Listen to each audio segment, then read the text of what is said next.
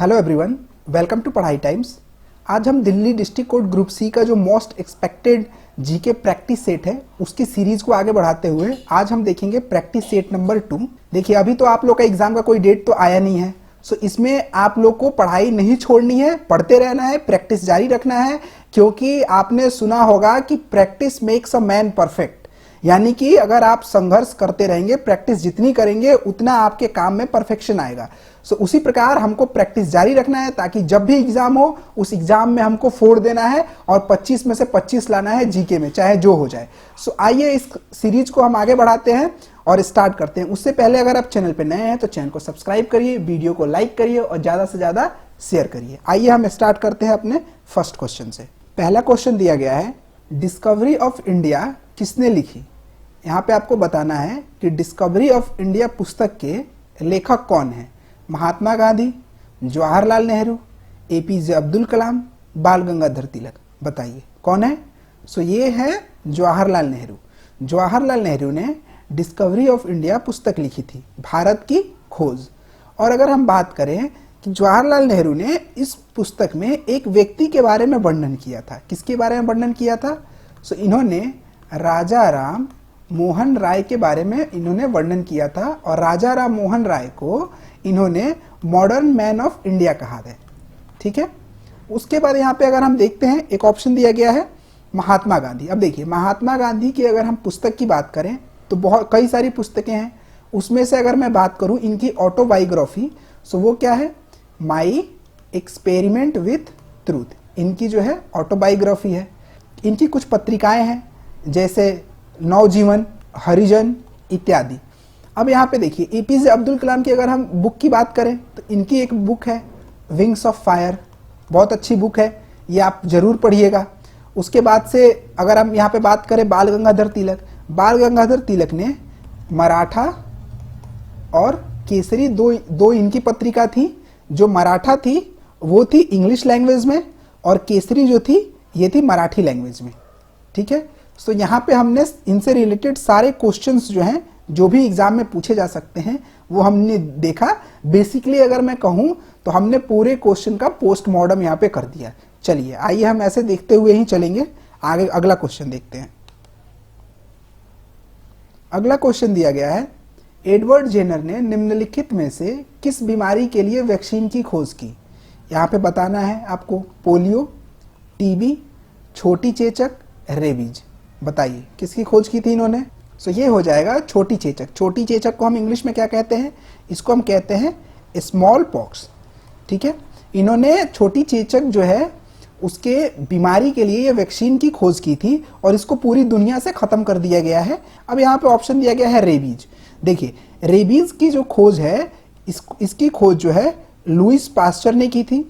और रेबीज जो है ये कुत्ते के काटने से, यानी कि अगर जो कुत्ता पागल हो गया हो, अगर वो आपको काट लेता है तो उसके काटने से आपको रेबीज होती है। और इस बीमारी को हम क्या कहते हैं, इसको हम कहते हैं हाइड्रोफोबिया। हाइड्रोफोबिया में क्या होता है, इसमें आपको पानी से डर लगने लगता है, यानी अगर जब भी आप पानी देखेंगे तो आपको डर लगने लगेगा। ठीक है। उसके बाद यहाँ पे एक ऑप्शन दिया गया है पोलियो। पोलियो की खोज किसने की थी, इसकी खोज की थी जॉन साल्क ने की थी। ठीक है। उसके बाद यहाँ पे दिया गया है टीबी। देखिए, टीबी के लिए बीसीजी का टीका दिया जाता है। जैसे अगर कोई बच्चा जब जन्म लेता है तो उसको 48 घंटे के अंदर में ये टीका लगता है बीसीजी का। चलिए आइए देखते हैं हम अपना अगला प्रश्न। अगला प्रश्न दिया गया है, निम्न में, यहाँ पे होगा निम्न में से कौन सी मध्यकालीन भारत में युद्ध काल में तोपखाने का उपयोग करने वाला पहला व्यक्ति था। देखिए, जो भी टाइपिंग मिस्टेक है उसको थोड़ा आप इग्नोर करिएगा। ठीक है। सो बताइए कौन सा व्यक्ति था। बाबर, इब्राहिम लोदी, शेरशाह सूरी, अकबर। आपको बताना है ये कौन था। सो ये ऑप्शन हो जाएगा बाबर। बाबर ने जो है भारत में युद्ध काल में तोपखाने का प्रयोग करने वाला पहला व्यक्ति था। और इसने प्रयोग जो किया था तोपखाने का, कौन से युद्ध में किया था। सो इसने जो किया था वो किया था पानीपत के प्रथम युद्ध में। और पानीपत का प्रथम युद्ध हुआ कब था, सो ये हुआ था 1526 में। और इसने किया था किसके विरुद्ध, इब्राहिम लोदी के विरुद्ध। ठीक है। अब देखिए, अगर आपसे क्वेश्चन पूछ देता है कि बाबर को भारत में इनवाइट किसने किया था, बुलाया किसने था, इसको राणा संगा ने बुलाया था, तभी तो दूसरा जो युद्ध हुआ बाबर का वो राणा संगा के साथ हुआ 1527 का युद्ध, जिसको हम खानवा के युद्ध के नाम से भी जानते हैं। ठीक है, उसके बाद यहाँ पे देखिए ऑप्शन दिया गया है शेरशाह सूरी। अगर आपसे पूछ दे शेरशाह सूरी का मकबरा कहाँ है, तो ये है सासाराम में। सासाराम कहाँ पे होता है, कहाँ पे है ये बिहार में है। ठीक है, अकबर, अब देखिए अकबर ने जो है 1556 में इसने युद्ध लड़ा था, जिस युद्ध को हम पानीपत का द्वितीय युद्ध भी कहते हैं। बेसिकली जो अकबर था इसके साइड से बैरम खान ने लड़ा था, लेकिन एग्जाम में अक्सर ऐसे ही पूछते हैं कि द्वितीय जो युद्ध है पानीपत का वो किसके बीच लड़ा गया था। सो ये जो है अकबर और हेमू के बीच लड़ा गया था। ठीक है, अब यहाँ पे देखिए अगर आपसे पूछ दे कि बाबर का जो है ये मकबरा कहाँ पे है, सो इसका पहला मकबरा था वो था आगरा में। उसके बाद वहां से उठा के इसको दफनाया गया कहाँ ले जाके, काबुल में, अफगानिस्तान में।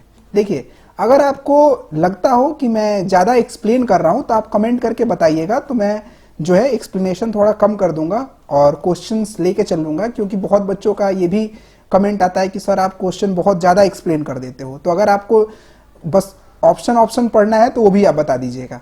ठीक है, अगला प्रश्न दिया गया है, प्रसिद्ध विरूपाक्ष मंदिर भारत के निम्नलिखित में से किस राज्य में स्थित है। बताना है आपको, तमिलनाडु, कर्नाटक, महाराष्ट्र, मध्य प्रदेश। बताइए किस राज्य में स्थित है। सो ये जो है कर्नाटक में स्थित है। प्रसिद्ध विरूपाक्ष मंदिर जो है ये कर्नाटक के, अगर पूछ दे कौन से जिले में है, तो ये है वेल्लारी जिले में स्थित है। और वेल्लारी है कहाँ पे, हम्पी में है। ठीक है, यह जो मंदिर है ये जो है भगवान शिव को समर्पित है। जैसे कि आज आप लोग को पता होगी महाशिवरात्रि है, सो शिव को ही समर्पित है। ठीक है, और ये यूनेस्को का जो धरोहर स्थल है उनमें से एक है। ठीक है, और हम्पी को अगर यहाँ पे पूछ दिया कि कौन से शहर के रूप में जाना जाता है, सो हम्पी को हम खंडहरों के शहर के रूप में जानते हैं। ठीक है, चलिए अब यहाँ पे एक ऑप्शन दिया गया है मध्य प्रदेश। मध्य प्रदेश में क्या है, मध्य प्रदेश में सांची का स्तूप है।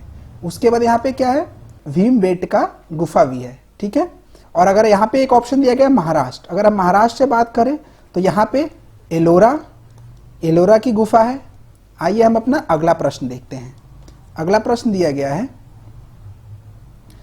संबलपुर शहर निम्नलिखित में से किस नदी के किनारे स्थित है।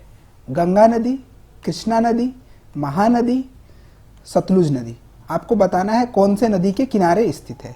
सो जो संबलपुर शहर है वो जो है आपके महानदी के किनारे स्थित है। ठीक है, और जो महानदी है कहाँ से निकलती है, सो महानदी जो है ये छत्तीसगढ़ से निकलती है। अब देखिए यहाँ पे गंगा दिया गया है आपका बनारस, उसके बाद से अगर हरिद्वार, यहाँ पे कुंभ का मेला भी स्टार्ट हो चुका है, आप लोग को पता होगा। उसके बाद गंगा यमुना सरस्वती के मेल पे आपका इलाहाबाद है, जिसको हम अभी प्रयागराज के नाम से जानते हैं। ठीक है, चलिए अगर आपसे पूछ दे कि दिल्ली कौन से नदी के किनारे पे स्थित है, सो ये है यमुना नदी के किनारे पे, और आगरा भी यमुना नदी के किनारे पे स्थित है। ठीक है, आगरा का आपने ताजमहल सुना होगा, बहुत ही फेमस है। देखिए अगर मैं एक्सप्लेन करूं तो हर एक क्वेश्चन में मैं कम से कम 2 मिनट एक्सप्लेन कर सकता हूं, लेकिन जो आपका लेवल है उसके हिसाब से मैं अभी एक्सप्लेन करते हुए चल रहा हूं, ताकि जो है आपके एग्जाम में जो भी क्वेश्चन पूछे जाए वो कवर हो जाए। और मेरी आप लोग से एक रिक्वेस्ट होगी कि अगर जिन लोगों ने भी एसएससी एमटीएस का फॉर्म नहीं भरा है, अभी डेट है, उसका फॉर्म भर दीजिए, और मैं आपकी तैयारी एक अलग लेवल पे करवा दूंगा जीके जीएस की, कि उसका जो है आप एग्जाम इजीली क्वालिफाई कर सकते हैं। ठीक है, चलिए आइए हम देखते हैं अगला प्रश्न। अगला प्रश्न दिया गया है, कांच को मजबूत करने के लिए निम्नलिखित में से किस प्रक्रिया का उपयोग किया जाता है। Case hardening, normalising, annealing, tempering. बताइए किसका प्रयोग किया जाता है। सो कांच को मजबूत करने के लिए टेपरिंग का प्रयोग किया जाता है। अब देखिए अगर आपसे पूछे कि टेपरिंग क्या होता है, मतलब ये अगर नॉर्मल भाषा में हम समझना चाहें तो देखिए टेपरिंग वह प्रक्रिया होती है जिसका उपयोग कांच को मजबूत करने के लिए किया जाता है, मतलब उसको स्ट्रॉन्ग करने के लिए हम करते हैं। ठीक है, चलिए आइए हम देखते हैं अगला क्वेश्चन। अगला क्वेश्चन दिया गया है, भारत में निम्नलिखित में से किस राज्य में वन का सबसे बड़ा क्षेत्र है?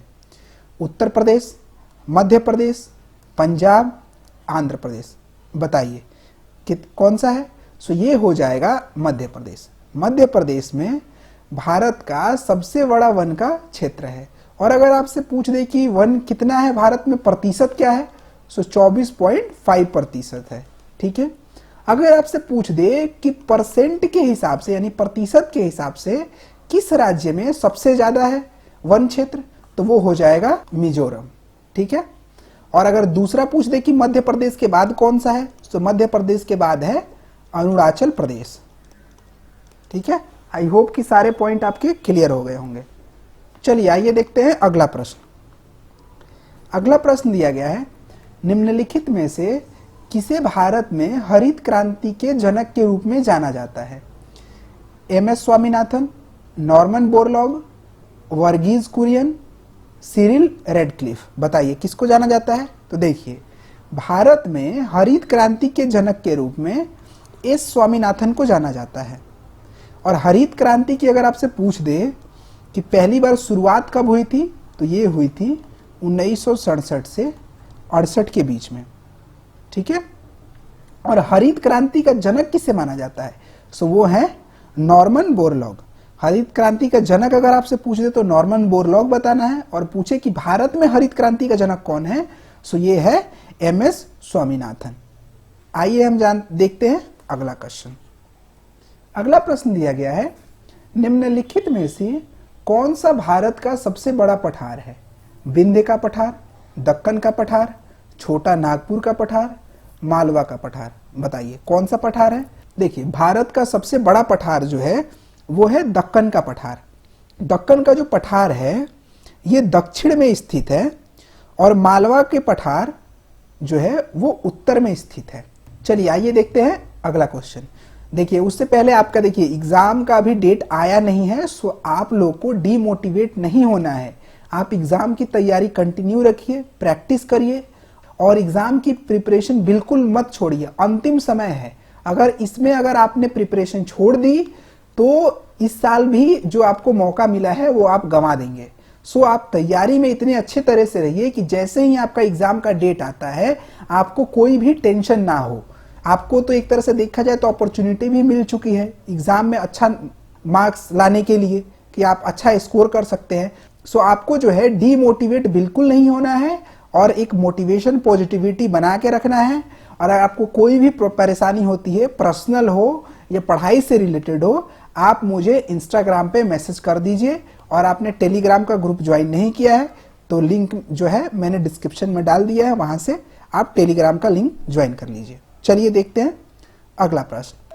अगला प्रश्न दिया गया है, राजस्थान का खेतड़ी नगर निम्नलिखित में से किस खनिज के उत्पादन के लिए प्रसिद्ध है? आपको बताना है। आयरन, तांबा, मैग्नीज, टीन। बताइए किसके लिए प्रसिद्ध है? सो ये प्रसिद्ध है तांबा के लिए। जो राजस्थान का खेतड़ी नगर है यहाँ पे तांबा का जो है उत्पादन सर्वाधिक होता है। और देखिए, अगर आपसे पूछ दे बिजली का सबसे अच्छा संवाहक कौन होता है, सो वो तांबा ही होता है, कॉपर। ठीक है। चलिए आइए देखते हैं हम अगला प्रश्न। अगला प्रश्न दिया गया है, किस अधिनियम के तहत सिक्किम को भारतीय संघ का 22वां राज्य बनाया गया? 12वां संशोधन अधिनियम, 36वां संशोधन अधिनियम, 42वां संशोधन अधिनियम, 24वां संशोधन अधिनियम। बताइए किसको बनाया गया? सो ये बनाया गया है 36वां संशोधन अधिनियम को। अब देखिए ये बनाया कब गया है? सो इसको बनाया गया है 16 मई 1975 को।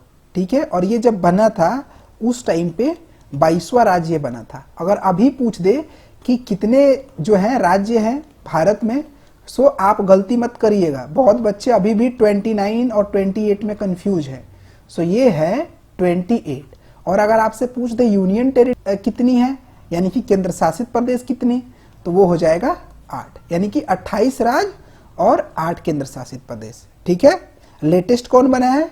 लेटेस्ट बना है लद्दाख और कश्मीर जो राज्य थे इनको अलग करके और 2 इनको यूनियन टेरिटरी बना दिया गया है। चलिए आइए देखते हैं अगला प्रश्न। अगला प्रश्न दिया गया है, इजराइल की संसद को डैश के रूप में भी जाना जाता है। इजराइल की संसद को किस रूप में जाना जाता है? Knesset, senate, Congress, general council. बताइए किसके रूप में जाना जाता है? सो इजराइल का संसद है उसको नेसेट के रूप में जाना जाता है। ठीक है, चलिए आइए देखते हैं हम अगला प्रश्न। तो देखिए आज के लिए इतने ही क्वेश्चंस थे। मैंने आपको जो है बहुत ही अच्छे जो मोस्ट एक्सपेक्टेड क्वेश्चन है जो आपके एग्जाम में पूछे जा सकते हैं उसकी प्रैक्टिस करवाई। अगर आपको वीडियो अच्छा लगा, अगर आपको क्लास में मजा आया होगा तो क्लास को ज़्यादा से ज़्यादा शेयर करिए, वीडियो को लाइक करिए और अगर आपने चैनल को अभी तक सब्सक्राइब नहीं किया है तो सब्सक्राइब कर लीजिए। और तब तक के लिए खुश रहिए, मुस्कुराते रहिए and see you in the next video.